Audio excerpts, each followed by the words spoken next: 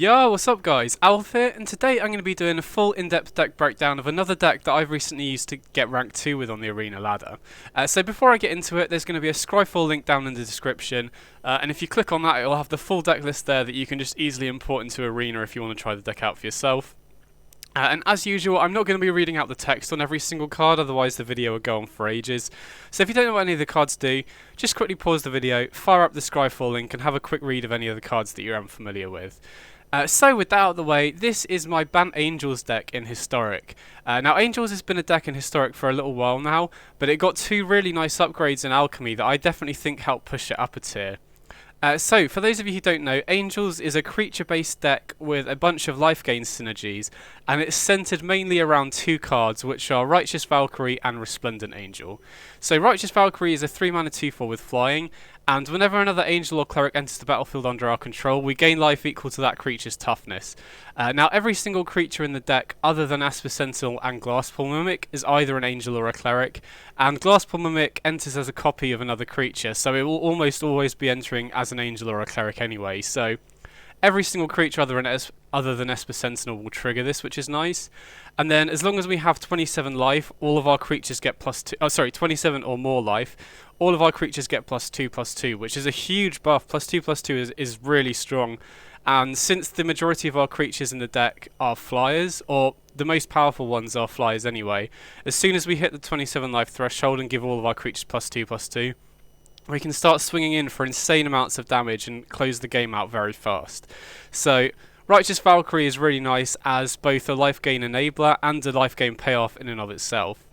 Then Resplendent Angel is a 3-mana 3/3 with flying, and at the beginning of each end step, if we've gained 5 or more life this turn, we create a 4/4 Angel token with flying and vigilance, and then we can pay 6 mana to give it +2/+2 in lifelink until end of turn. So the activated ability on this is nice. If it gets to the late game and we don't have any other life gain enablers, we can pump 6 mana into it, turn it into a 5/5 lifelink, and then attack and get the token. But we're mainly interested in using our other life gain enablers in order to gain 5 or more life in one turn and get this earlier in the game. And getting a 4/4 flying token with vigilance early in the game is really, really strong and is how we often end up winning games. If we can trigger this on turn 3 or 4, it's so powerful. Then the third most important card in the deck, and one that really helps to enable the Valkyrie and Resplendent Angel, is Bishop of Wings. So this is a 2-mana 1/4, and whenever an angel enters the battlefield under our control, we gain 4 life, and whenever an angel dies, we get a 1/1 spirit token with flying. So gaining 4 life off a creature entering the battlefield is a huge life swing, and really helps to both hit that 27 life threshold for the Valkyrie, and also helps us to hit that 5 or more life in one turn for Resplendent Angel. Now obviously 4 isn't quite enough to trigger the Resplendent Angel, but we do have multiple other ways to gain life, and so if we have Bishop of Wings alongside one of those life gain enablers, we can trigger Resplendent Angel early in the game, which, like I said, getting that 4/4 flying token in the first 3 or 4 turns of the game is so powerful. And then additionally, the 1/1 spirit ability is really nice sort of protection against removal. This deck has very polarizing matchups in that it's very strong against the vast majority of creature decks, but it really struggles against control. So Bishop of Wings, having that spirit token ability, just gives us a bit of protection against removal, and most importantly sweepers, because the biggest weakness of this deck to control is we'll commit to the board, get a bunch of flies down quickly, but then if the opponent has a Wrath of God or something, then we really struggle to recover from that. So Bishop of Wings provides some kind of protection against sweepers like that. Then the other cards in the deck, starting off at the 1-drop slot, we've got 4 copies of Soul Warden, 1 mana 1/1, and whenever a creature enters the battlefield we gain a life. So first of all, this has just a lot of value being a 1-drop, because I think the biggest problem with Angels in general is that the deck is very skewed towards the 3-drop slot. I've seen a lot of Angels lists that don't run any 1-drops at all and just run a bunch of 2 and 3-drops, which, is very clunky, kind of slow, and can also lead to some very awkward hands where you just have a bunch of 3-drops and nothing to play on turn 1 or 2. And in a format as fast as Historic, you really need to be curving out at every point if possible. So Soul Warden, because the deck in general struggles to find good 1-drops, has a lot of value being a 1-drop in and of itself.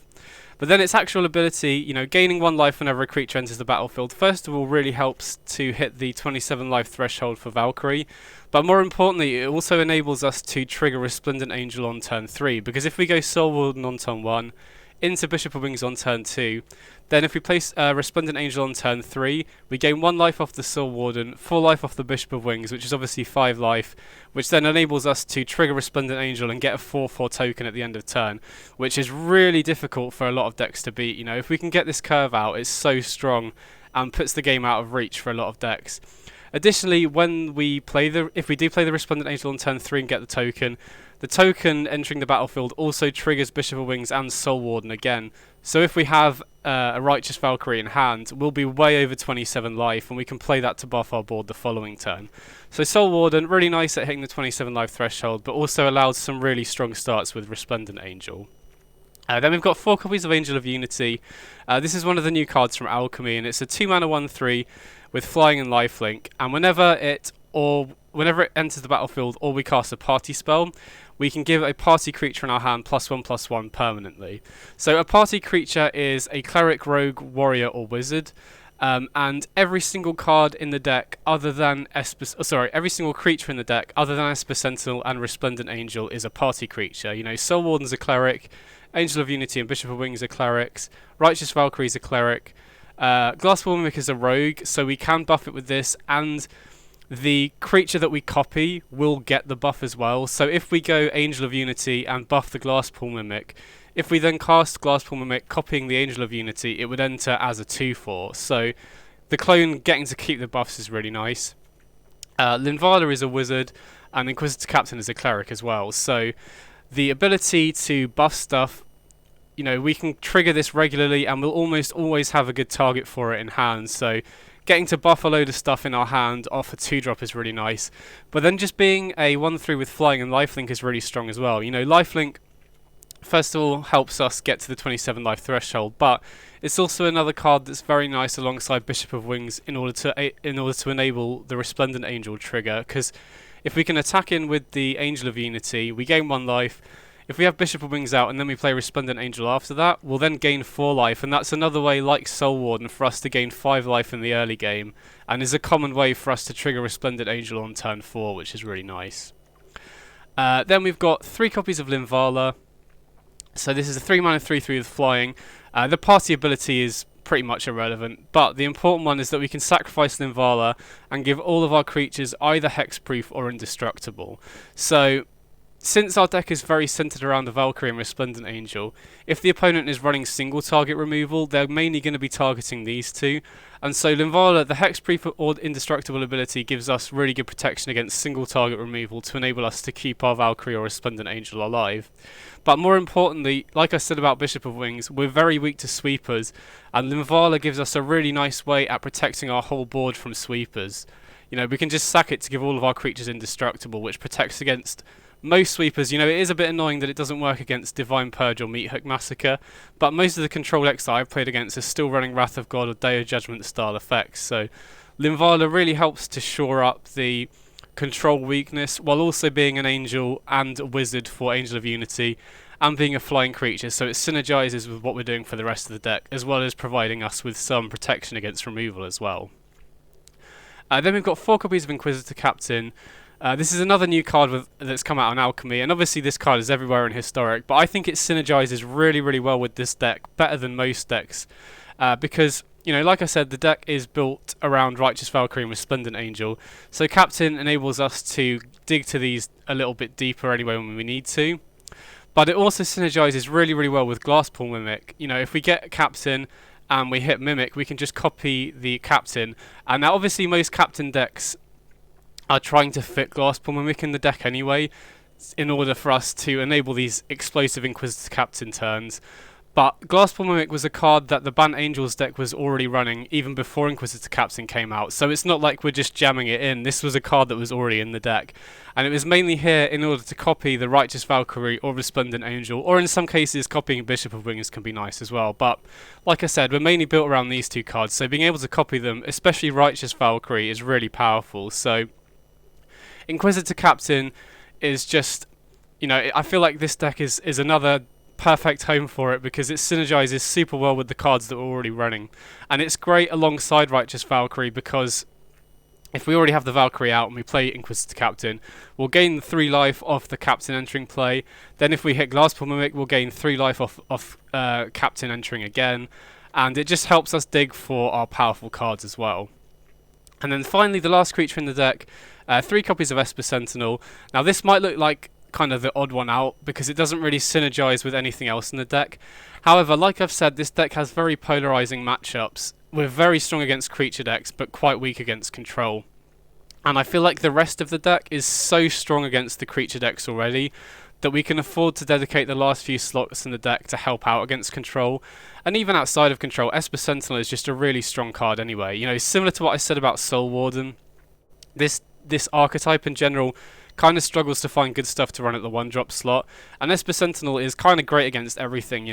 Pretty much every single deck in the format is running non-creature spells, and if the opponent, this is another card that's very targeted for removal in the early game, and if the opponent's using their targeted removal on Esper Sentinel, that means that that's a removal spell that's not going to be used on Righteous Valkyrie or Resplendent Angel later in the game. So even though Esper Sentinel doesn't really synergize with anything else, it helps to fill out the 1-drop slot, which I feel like this archetype is lacking, and it really helps to shore up the bad matchup in control, whilst being great against a bunch of other decks as well, like Phoenix and Auras. And then finally, we've got 4 copies of Collected Company. Now this is one of the best Collected Company decks in the format, because we can gain so much life off the Righteous Valkyrie and Resplendent Angel and Bishop of Wings. And Company, other than the life gain deck, I genuinely do think that this is probably the second best Collected Company deck in the whole format, which is sick because of how good Company is. Now, unlike most Company decks, we have to really think carefully about when we play the Company here. Most of the time, you can just fire off Company during the opponent's end step and not have to think about it too much. However, first of all, in this deck, if we fire off Company during the opponent's end step and we hit a Resplendent Angel and we gain 5 or more life that turn, we don't get the 4/4 flyer. We need to gain 5 or more life before the end step.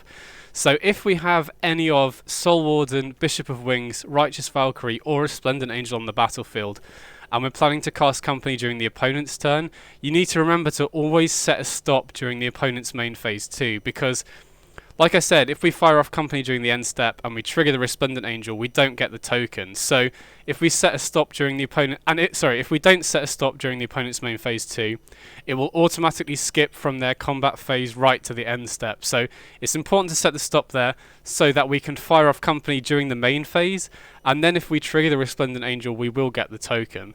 Now, obviously, you don't always want to fire it off in the main phase. If you're against a deck like Control, or basically any deck running a sweeper, maybe Golgari Food running Mythic Massacre, if they've passed and left mana open for a sweeper, then it's probably not a good idea to fire it off in the main phase, because they then get priority during their main phase to respond with a sweeper. So just don't forget with Collected Company, if you're planning to fire it off during the opponent's turn and you have Soul Warden, Bishop of Wings, Righteous Valkyrie, or Resplendent Angel, which are all cards that enable us to trigger the Resplendent Angel off Company, make sure you always set a stop during the main phase. Because, say we have Soul Warden out and we Company, we can very easily hit Bishop of Wings, Resplendent Angel, and missing out on the 4/4 token makes such a big difference. Additionally, we also need to be thinking about whether we want to play Company during our turn rather than the opponent's. Obviously, it will largely depend on the deck we're up against, whether we get punished by sorcery speed removal or sweeper effects. But if the opponent isn't playing sweepers, or they're not really running much stuff that can punish us playing stuff during our turn, if we have Angel of Unity out and we're attacking, then that's another reason to fire off Company during our turn, because if we attack him with Angel of Unity and we gain a life, if we Company and hit Bishop of Wings and Resplendent Angel, that's a way for us to gain 5 life in a turn and trigger the Resplendent Angel for a token. And similarly as well, we need to be thinking about Righteous Valkyrie as well, because say we're planning to attack and we're up against a deck that's not running sweepers or any real way to punish us for playing stuff during our turn, then it's often better to Company during our turn in case we can hit Valkyrie, hit over that 27 life threshold, and then our attackers will get +2/+2, which is insane. So unlike most decks, we do need to be really thoughtful about when we play company. Don't forget to set that stop during the opponent's main phase too, and also always consider playing company during your turn, but weigh up the risk versus reward. You know, if you're playing against a deck that's running sweepers, it's usually better to wait for the opponent's turn. So that's the main deck. Like I said, the main things you really need to be thinking about is the 27 life threshold for Righteous Valkyrie, and trying to set up gaining 5 or more life in a turn for a Splendid Angel. Mana base wise, only 22 lands, but we're also running 4 Glasspool Mimic, which can be played as a land, so technically 26 including the Glasspool Mimic, which is nice because that means, you know, since we're running 8 4-drops that are really important to hit, 26 lands means we're almost always going to be hitting our 4th land on time. But if we have Glasspool Mimic and we already have enough lands, Mimic is actually a really good card in the deck, even when we do have lands already, so that's not really an issue. And in terms of the mana base itself, not running any utility lands because I think it's important to be able to play some Petal Grove untapped on turn 2, so I want to be running a lot of Plains and Temple Gardens in order to enable that.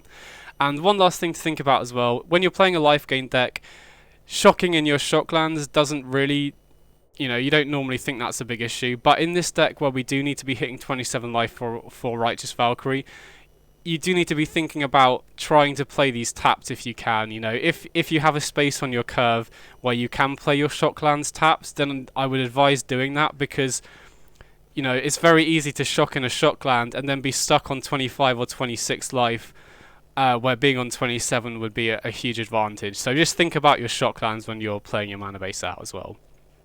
So that's the main deck. I've been really happy with how it's been performing.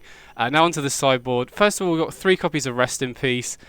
So this is great at slowing down a lot of the graveyard synergies against stuff like Is It Phoenix, Golgari Food, you know, any of the Cat Oven decks, Rakdos Arcanist, and also is just really strong against the, you know, the graveyard combo decks like Reanimator as well, where the deck would otherwise struggle.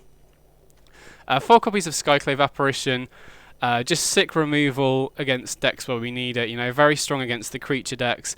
I have seen some Angels decks that are running this in the main deck, but I think I prefer having a stronger linear game plan in the main deck, and then I like dedicating the flex slots to Esper Sentinel rather than Apparition, because I feel like the deck is already really strong against most decks where Apparition is good, and it's kind of weak against Control, so I'd more rather hedge that way. But Apparition is really important as just generic removal, and also hits most of the hate that gets brought in against us, like Grafdigger's Cage, you know, Rampaging Froston, Roiling Vortex to shut off the life gain. So Apparition, really important card, good removal, and we can hit it off both Company and Captain. Then we've got the 4th copy of Esper Sentinel. Mainly against Control, but also, like I said, against decks like Phoenix and Auras it's good as well. Now, Esper Sentinel is really important because against Control I'm normally boarding out Soul Warden, so that means we're very low on the 1-drop slot. So that 4th copy of Esper Sentinel is really important to bring in that matchup specifically. 2 copies of Portable Hole. Just good removal in addition to Skyclave Apparition. You know, against the aggro decks we have a very clean sideboarding plan where we just board out 3 Linvala, board out 3 Esper Sentinel, and we can just board in 4 Apparition and 2 Portable Hole. Portable Hole is also really important at being able to deal with Hushbringer. You know, this is another deck that does get hurt a fair bit by Hushbringer because it shuts off all of our Bishop of Wings, Righteous Valkyrie triggers, and Inquisitor Captain as well. So having a good answer to that is really important. Then we've got 3 copies of Thalia. So like I said, you know, Control is a bad matchup, so Thalia is really good at helping out against Control, whilst also being good against decks like Phoenix and Auras as well. But I really like Thalia because a lot of the cards that are commonly run against Control in this deck, like Redain and Elite Spellbinder, which are other options, are all 3-drops. And like I said, the big problem with the Angel archetypes is it's so heavily loaded at the 3-drop slot. You know, Gideon Blackblade is the other card that we're running against Control. And so if you just load up, you know, I'm cutting Soul Warden in that matchup, so if you just load up at loads of 3-drop slots, you're not curving out, and it's very easy for them to just counter if you're just playing 3-drops every single turn. You need to have a good curve out, especially against a deck like Control. So Thalia, alongside Esper Sentinel, helping to shore up our 1 and 2-drop slots against Control is really important. And then, like I said, nice bonus that it's good against decks like Phoenix and Auras as well. And then finally, Gideon Blackblade, like I was saying, There are a bunch of good options to run at the 3-drop slot, but I like Gideon Blackblade over something like Redain or Spellbinder just because it dodges most of the removal that's played against us. You know, we're very weak to sweepers. That's the main way that we get punished by control, and Gideon dodges that. They're also likely to be bringing in Portable Hole against us, which is, you know, another card that I was considering was a Dante Vanguard at the 2-drop slot, but that's very vulnerable to Portable Hole. So Gideon Blackblade is just a really nice option that dodges most of the removal that's played against us, but can consistently put pressure against the opponent's life total and their planeswalkers as well. So that's the deck. If you've got any questions at all, drop me a comment below and I'll do my best to answer you. Now onto the gameplay. Just got a few matches that I played with on the arena ladder, so hope you enjoy. Okay, sweet, here we go.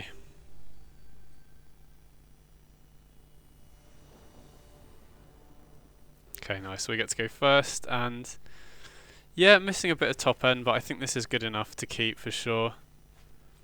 Sentinel on turn 1 is great against a lot of decks, and then we've got Bishop of Wings into Angel of Unity. We've got Glasspool Mimic for the 3rd land if we need. See what we're up against here.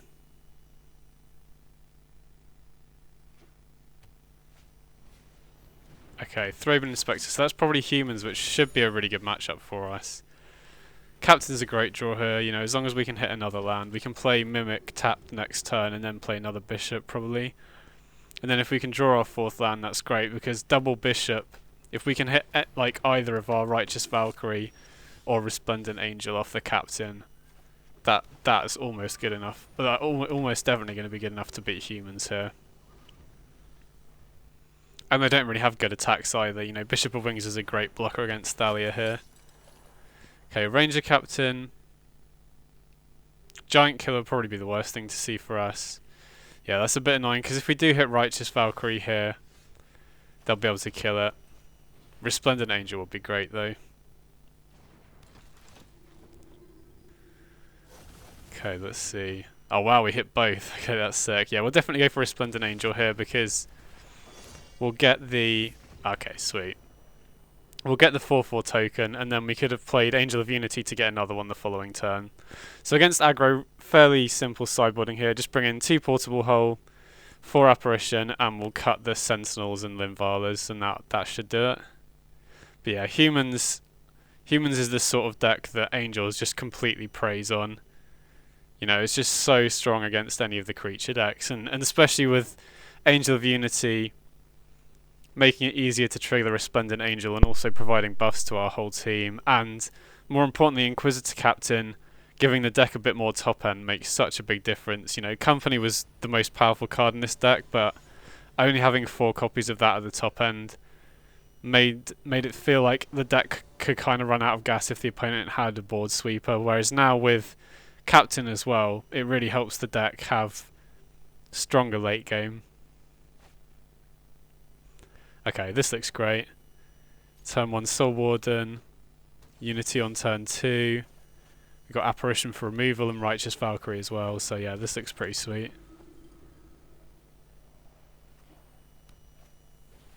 Okay, 2 tap lands, that's quite a slow start from the opponent, which is great for us. So we'll shock in the Temple Garden and play Angel of Unity here. Definitely buff the Valkyrie, because there's a chance we might want to play this Glasspool Mimic as a land. You know, if we draw Company or Captain. Okay, we won't be doing that anymore, but still. Definitely going to play Apparition here, because they look like they're struggling on mana, so taking out the Catilda will really slow them down a lot here. Could have used the Portable Hole, but I think it's better to use the more mana efficient play. And there's not many 3-drops that we're too worried about either. Okay, wow, Company's a great draw. I mean, even if we didn't have Company, we would have had Righteous Valkyrie to play here anyway, and then we can copy it with Glasspool Mimic, so even without Company we're in a good position, but now we've drawn it. That's sick. And then we've got Mimic to copy whatever as well, so... Okay, Brutal Cathar taking Apparition gives them a token as well, but with Company and Righteous Valkyrie, Portable Hole is removal, and Glasspool Mimic, I'm in a great spot here, I think. Okay, definitely going to take Bishop of Wings. Could take Apparition to take out the Cathar, but if we go Angel of Unity here, we can double block, gain a life. Well, we gain 4 here anyway.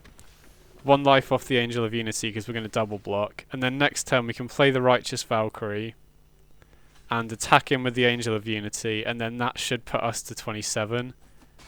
And then it's going to be really hard for them to win from that point. So we'll cast the Righteous Valkyrie here, buff the Mimic, then we can attack him for 1, which puts us up to 27. And now it's going to be really hard for them to win. We can copy the Valkyrie next turn with the Mimic, and we've got Portable Hull. Yeah, sweet.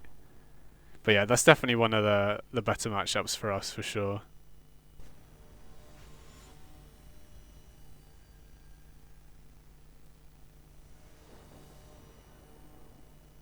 Okay, so going second here.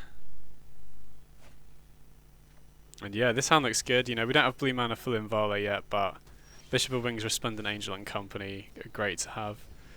Hallowed Fountain tapped, so makes me think it's probably control, yeah, which is definitely one of the tougher matchups for sure. Definitely play Bishop of Wings out, you know, that's almost always the right play on turn 2.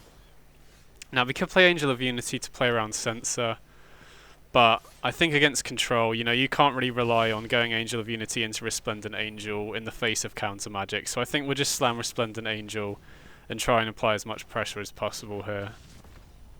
You know, especially because we've got the second copy in hand.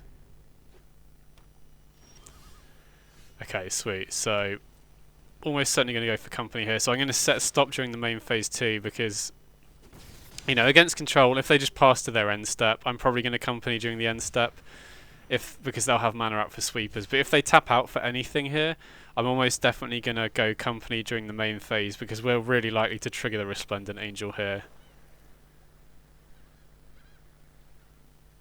Let's see what they do.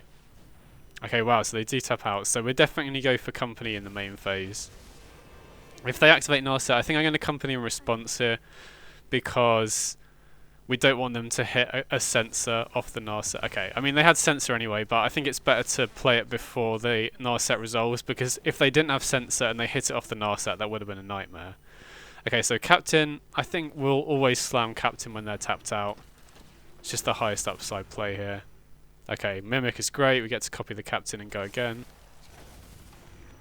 Oh wow, another Mimic. Okay, get to go again. And then, oh wow. So we could go Bishop of Wings to play around a sweeper a bit more, but I like just going Righteous Valkyrie because if they don't have a sweeper, we're almost definitely going to win. And even if they do, we get in for huge amounts of damage here, and we still get 2 1/1 flies off the Bishop of Wings, even if they do have a sweeper. So if they have Wrath of God, we get 2 1/1s, and we can follow it up with either a Linvala if we have blue mana here, or another Resplendent Angel. Okay, wow, it doesn't look like they have a sweeper. They're digging, obviously. Maybe they run Divine Purge?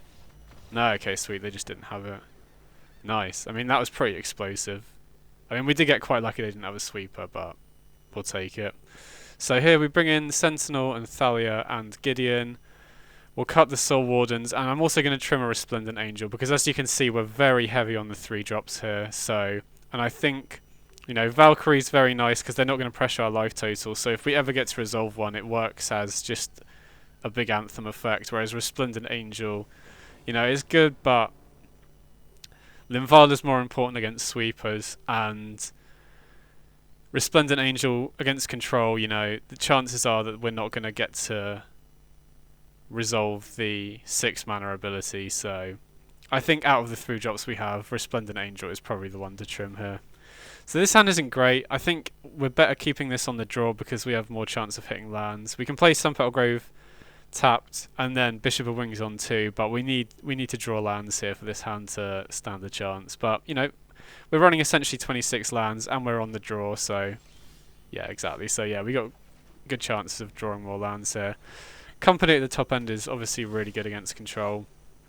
Going to play the Pathways here because if we can afford to play this Temple Garden tapped, that's great because of the Righteous Valkyrie. You know, we don't want to shock ourselves damage and be under 27 life because of that.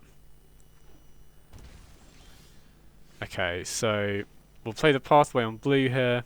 Going to hold on to this Glasspool Mimic to use as a creature, I think, because we don't really need more than 4 mana. Chance, we could need 5 to be playing a 3-drop and a 2-drop in the same turn, but we'll see how things go. Even though we know they have Sensor, I think going Angel of Unity is a bit too slow here. So I'm just going to slam the Valkyrie. And then, you know, this way we can company, and then we've also got double Angel of Unity as a possible play in future. So I'm going to set a stop during the opponent's main phase 2 for company again. Again, if they've just passed the end step with Wrath mana open, then we'll wait till the end step to fire it off. But if they tap out beforehand, I'd rather use company during the main phase, because if we hit Resplendent Angel off the company, getting an extra 4/4 going into the opponent's turn is huge. So they fire off the Field of Ruin here. Don't really know why. I guess they just want more blue mana. Maybe they have multiple Archmage's Charm or something. Okay, and they Shark Typhoon. I mean, I'm surprised they didn't just Typhoon for 2. Unless they've got a Wrath here. Okay, to Fairy. So we're definitely going to main phase this company then. Might as well fire it off now. Oh wow, okay, that's a sick hit. So if we hit the Valkyrie here, we go over 27, which buffs our board twice. And Thalia means that they need 1-drop interaction off the end step here. You know, Fateful Absence doesn't even work. Yeah, sick. We got there.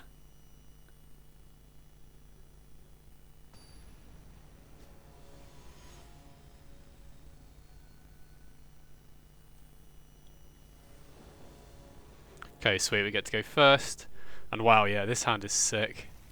Turn 2 Bishop, turn 3 Valkyrie, turn 4 Resplendent Angel. If we can get that curve out, we're almost certain to win. And then we've got the second Valkyrie to follow that up with as well. So, yeah, on the play, this hand is insane.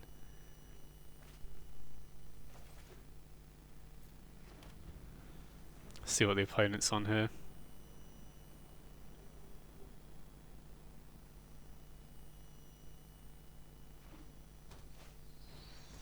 Okay, so Merfolk it looks like.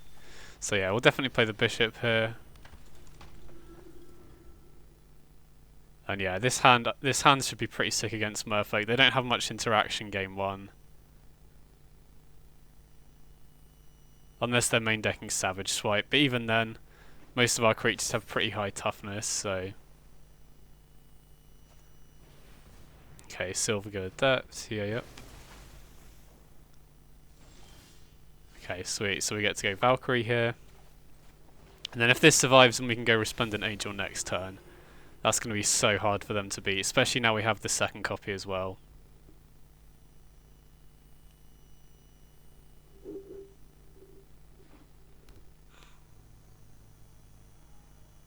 See what they have here.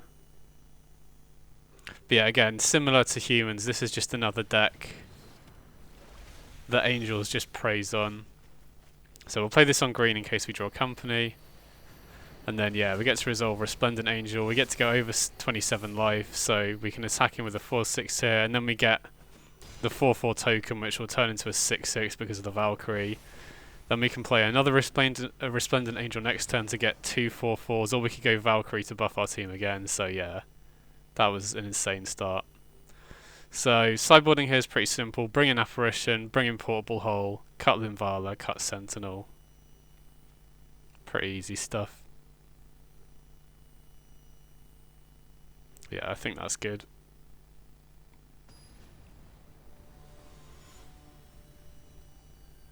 And yeah, this is just another matchup where it's so difficult for them to race because of the sheer amount of life that we can gain.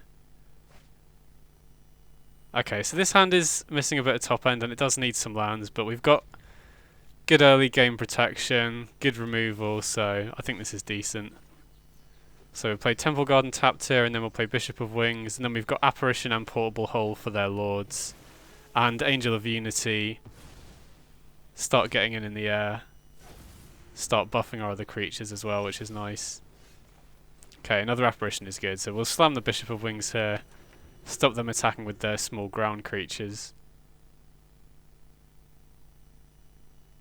See if they've got a lord here. Okay, Silvergill Adept. Okay, and they missed a land drop. So we could play the pathway here, but I think we're better off probably playing Angel of Unity and playing the Glasspool Mimic as a land here, so that if we need to, we could play, or buff the Angel of Unity, and then next turn we could play Apparition plus Portable Hole if we needed.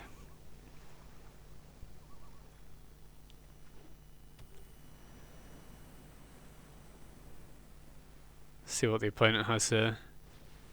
Okay, they got a Sviolin. Well, thankfully we've got the answer for that. So we'll just slam an Apparition here, take out the Sviolin. Don't think it's worth attacking him with the Angel of Unity here. You know, getting in for one doesn't really make much of a difference. And if they don't have a Lord, it'll just stop them attacking, you know, going wide.